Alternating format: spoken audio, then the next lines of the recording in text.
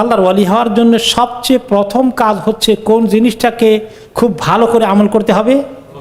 ফরজ কাজগুলো। জীবনে যে সমস্ত ফরজ কাজ, ফরজ ইবাদত, ফরজ ডিউটি আমাদের জীবনে আছে, সেগুলাকে খুব ভালো করে ইহতিমামের সাথে আদায় করতে হবে। ফরজ কাজ কি কি আছে? 1 নম্বর বলেন, নামাজ। তারপর কি আছে? রোজা, হজ, যাকাত, এগুলো তাদের ফরজ হয়ে গেছে। তারপরে কি আছে? পর্দা করা ফরজ। তারপরে কি আছে? হ্যাঁ, হালাল হারাম বেঁচে চলা। এলেম শিক্ষা করা ফরজ না নফল? হ্যাঁ, ওটার মধ্যে তো আমরা অনেক পেছনে পড়ে থাকি। এলেম শিক্ষা তো আলেম ওলামাদের কাছে, যারা মাদ্রাসা পড়বে তারা শিখবে, আমরা কেন শিখবো? তালাবুল ইলমি ফারিদাতুন আলা কুল্লি মুসলিম, প্রত্যেক মুসলমানের উপর ইলম শিক্ষা কি ফরজ। হ্যাঁ, সবাইকে বড় মুফাসসির মুহাদ্দিস হওয়া লাগবে না, কিন্তু একটা জরুরি দিনের অনেক কিছু জানার জন্য, তার জীবনের, তার পরিবার পরিজন চালানোর জন্য তার এগুলো জানা, এগুলো সব তার জন্য ফরজ। কু আনফুসাকুম ওয়া আহলিকুম নারা, তোমার নিজেকে এবং পরিবার পরিজনকে জাহান্নামের আগুন থেকে বাঁচাও। ছেলে মেয়েগুলোকে, পরিবারকে ইসলামী তরিকায় গঠন করা, এই তরিকায় চালানোর জন্য যত জ্ঞান দরকার সেগুলো শিক্ষা করা ফরজ না নফল? তা আমাদের সেগুলো শিক্ষা করার কাজ কি শেষ হয়ে গেছে? মোটামুটি অনেক পিছনে রয়ে গেছি, আমরা অনেক দেরি করে ফেলেছি। দেরি করে ফেললেও এখন এই জন্যই যেখানে এলেম আছে সেখানে জোর দিতে হবে, সেখানে হাজির হতে হবে, নাকি? এত সুযোগ থাকা সত্ত্বেও বলেন দেখি, দেশে যখন ছিলেন, আমরা যখন গ্রামে ছিলাম, আমার গ্রামে ইমামের কথা মনে আছে। মানে মাদ্রাসায় পড়ছে বুঝতে ক্লাস 4-5 পর্যন্ত, তিনি আমাদের ইমাম। ওনার থেকে শিকার কদ্দূর পাওয়া গেছিল? আপনারা অনেকে এরকম যখন গ্রামে গঞ্জে ছিলেন, শহরে বন্দরে হয়তোবা কিছু ভালো ভালো ইমাম খতিব পাওয়া গেছে, কিন্তু গ্রামে গঞ্জে এত পাওয়া যায়নি। তো এই যে আমরা শিখলাম না, সেখান থেকে এখন যারা এখানে এসেছি, বা আমাদের দেশেও, বাংলাদেশেও এখন ইদানিং শিখার যে সুযোগগুলো হয়েছে আগের তুলনায় কত গুণ বেশি হয়েছে। তাহলে মানুষের এখন জ্ঞান শিক্ষা করার রাস্তা খুলে গেছে, এবং এটাকে এখন সদ্ব্যবহার করতে হবে। এখনও যদি মানুষ এগুলোর পেছনে থেকে যায়, ও ছোটোকালে যেটা মুখস্থ করে, ছোটোকালে যেটা শিখেছি, কত আমল শিখেছি, অনেকগুলো ভালো ছিল, কত আমল শিখেছি, অনেকগুলো পুরো ভুল ছিল। এখন কারেকশন করতে হবে না, এগুলো সংশোধন করতে হবে না? আর যদি কোনো বেউকুব বলে, আরে কি বলেন, ছোটোকালে এগুলো শিখছি, এখন সব উল্টাই দিচ্ছেন নাকি ইসলামের?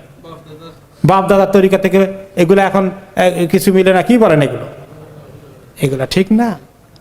তখন আমরা প্রাইমারি লেভেলের নলেজ শিখেছি, এরপরে আমরা হাই স্কুলের লেভেলের নলেজ শেখার সুযোগ হয়েছে, কলেজ লেভেলের নলেজ শেখার সুযোগ হয়েছে, ইউনিভার্সিটি লেভেলের নলেজ শেখার সুযোগ হচ্ছে কেন আমাদের? হ্যাঁ, আমরা এইভাবে নিজেরা সবাই প্ল্যান করে করে আমাদের লেভেলকে বাড়াতে হবে। অকুর রব্বি জিদনি ইলমা, আল্লাহ কাছে নবী করিম সাল্লাল্লাহু আলাইহি ওয়াসাল্লামকে বলছেন আল্লাহ তাআলা যে আপনি দোয়া করেন, আল্লাহ যেন আপনাকে জ্ঞানে বাড়িয়ে দেন। তো ওনাকে দোয়া করতে বলছে, জ্ঞানে বাড়াতে হবে, সেই দোয়াটা শুধু ওনার জন্য রেখে দিয়েছেন আল্লাহ তাআলা? আমাদের সবার জন্য। রব্বি জিদনি ইলমা, তো দোয়া করবো, কিন্তু ইলম শেখার কোনো উদ্যোগ নিব না। এই দোয়া কি কাজ হবে? না, দোয়ার সঙ্গে দাওয়া লাগবে। তাহলে ছেলে মেয়েকে দিনদার বানানোর কাজটা নফল না ফরজ? ছোটকালে খেয়াল করে না, বড় হওয়ার পরে যখন দেখে ছেলে মেয়ে সব আউট অফ কন্ট্রোল, এখন কি করবে, এখন হতাশ। তাহলে ফরজ কাজ অনেকগুলো আছে, শুধু নামাজ, রোজা, হজ, যাকাত ফরজ না, জীবনের অনেক কিছু। স্বামীর দায়িত্ব কি, স্ত্রীর দায়িত্ব কি, এগুলো নিয়ে ঝগড়া হয় শুধু সারাদিন। কে কার অধিকার পেলো, কে দিল না, হায় এইগুলো নিয়ে কত দরবার, কত দুঃখ। কিন্তু স্ত্রীও চেষ্টা করে না তার দায়িত্ব কি ঠিক মতো জানার জন্য, বোঝার জন্য। স্বামীও চেষ্টা করে না তার দায়িত্ব কি। প্রত্যেকের দায়িত্ব পালন করাটা কি ফরজ না নফল?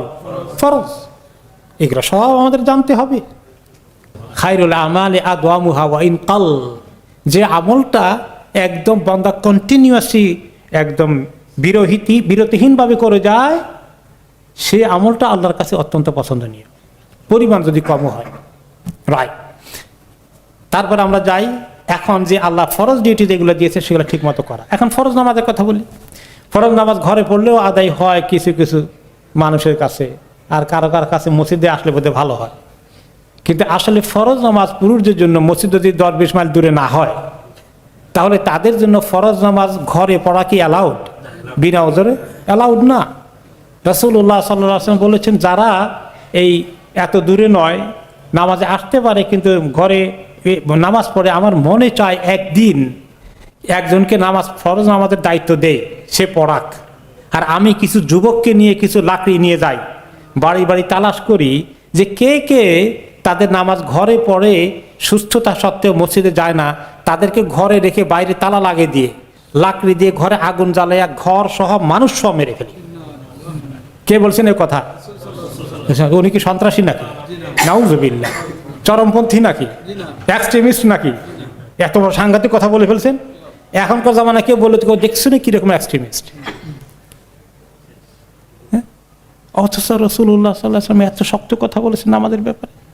কিভাবে আমাদের লোকেরা এইভাবে ঘরে ঘরে নামাজ পড়ে, জামাতের কোনো গুরুত্ব দেয় না, মনে করে যে জামাতটা তো ভালো, একটু নফলের মতো মনে করে নেয়, আর উনি তো ফরজ ঘরে আদায় করছেন। রাসূলুল্লাহ সাল্লাল্লাহু আলাইহি ওয়াসাল্লাম এই এক্সপ্রেশনটা কি প্রমাণ করে? কত মারাত্মক বিষয় এটা।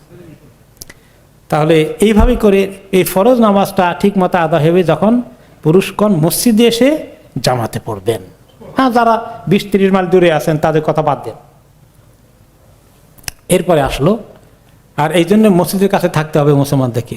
যারা সুন্দর বড় বাড়ি নিয়ে প্যালেসে নিয়ে আসেন বহু দূরে, মসজিদ পাশে নাই, কেউ সুখী আছেন বাড়ির মধ্যে, মসজিদের থেকে দূরে থাকা যে কত বড় বিপদ, যারা হারিয়ে গিয়েছে তারা তার পায়।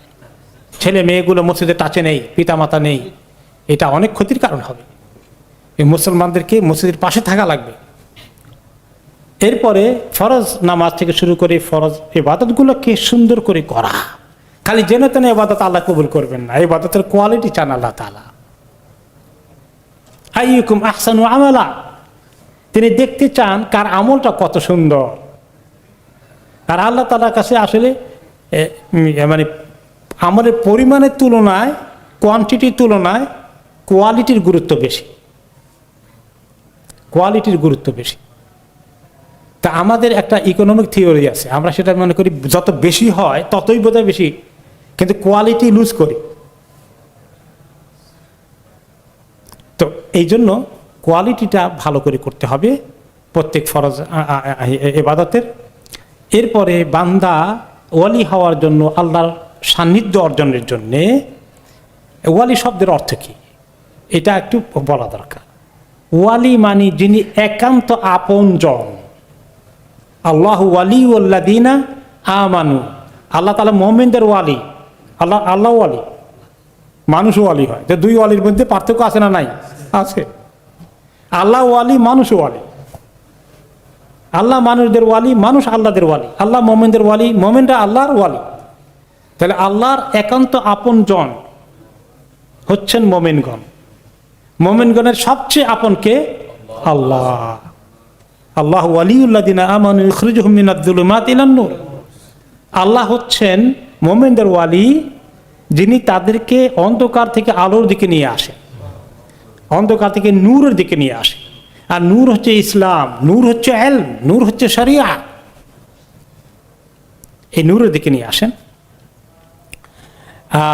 তো এখন এই ওয়ালি হওয়ার জন্যে ফরজের পরে এই বান্দায়, ফরজের একটা মিনিমাম ডিউটি, কিন্তু সুন্নত নফল হচ্ছে আরও অনেক অতিরিক্ত ডিউটি। এগুলোর দিকে এগিয়ে আসে সে অনেক নওয়াফিল। এখানে সুন্নতের কথা বলা হয় নাই, নওয়াফিল বলা হয়েছে, মানে নফল সমূহ। তো সুন্নত গেল কই? ফরজের কথা বলেছেন হাদিসে, আর নফলের কথা বলেছেন, মাঝখানে সুন্নত নাই। আসলে ফরজের পাশে ফরজের পরে যা কিছু আছে সবগুলোই কি গ্রেটার সুন্নত। সুন্নতের ভিতরে আবার ভাগ আছে, সুন্নতে জায়েদা আছে, সুন্নতে মুআক্কাদা আছে, আবার নফল আছে। এগুলো সব কিছু নওয়াফিলের ভিতরে চলে আসে। তাহলে মানে ফরজের পরে সে সুন্নত নফলে অনেক এগিয়ে যায়, সুন্নতগুলো ঠিক মতো পড়ে। অনেকে আছে ফরজ 4 রাকাত পড়ে আর নাই। হাদিসে এসেছে যে ব্যক্তি দিনে রাতে 12 রাকাত সুন্নত ঠিক মতো আদায় করে তার জন্য জান্নাত। সুবহানাল্লাহ।